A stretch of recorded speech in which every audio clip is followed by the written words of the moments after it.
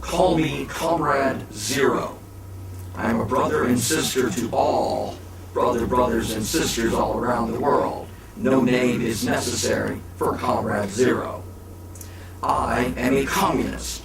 Now, what does that mean, being a communist these days? That word gets thrown around a lot and gets used very negatively by people, and some older people may have bad memories of that word. Well, I'm going to tell you what a communist is by going to the original source. Number one, a communist wants abolition of all slavery everywhere. This is emancipatory politics. Radical, egalitarian, emancipatory politics. What does that mean? Radical means to overturn the system as it currently is.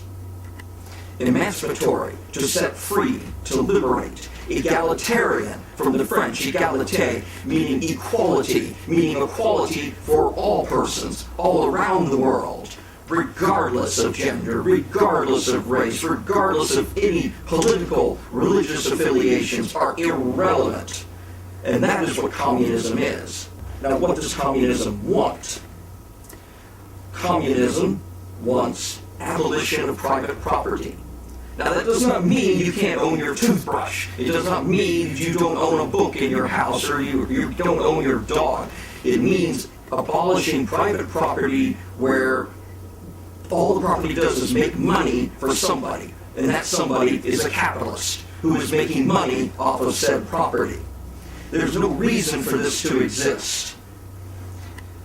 Secondly, communists want a progressive income tax. That means the more money you make, the more money you get taxed.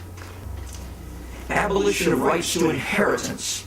Now, what that really means, as Teddy Roosevelt, President of the United States of America, saw that the very, very wealthy people that were coming up in the early era of capitalist progress in this country, he didn't feel that a rich person should be able to give his entire inheritance to his children without paying some kind of tax. Communism would also mean centralization of the bank. That means a national bank, no private banking. The bank will be in the hands of the state. It'll be a national bank with state capital, and they will have an exclusive monopoly.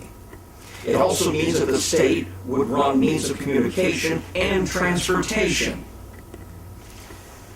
It also means that everybody will have the right to work. Labor for all. Now, these don't sound very extreme, do they? In fact, many people would just say that's a liberal platform. Well, granted, many of what people would call liberals, that's another thing that's been turned into a bad word by people on the right. It's not a bad word, it just means you're open-minded. It means that you're open to other suggestions. It means that you're more diverse. And there's nothing wrong with that, is there? A lot of people on the right have accused this burgeoning 99% movement, this Occupy movement, which started on Wall Street, as being filled with communists and anarchists and dangerous radicals. Well, they're right. This doesn't mean that we're dangerous. We're just dangerous to their interests. I, Comrade Zero, support the Occupy movements everywhere, not only where it started on Wall Street, but all over the world, in the smallest towns where only 15 people show up holding signs. Yes, Comrade Zero is there. Comrade Zero is in Wall Street. Comrade Zero is in Oakland, where the brothers and sisters there actually overtook a port and stopped it from working.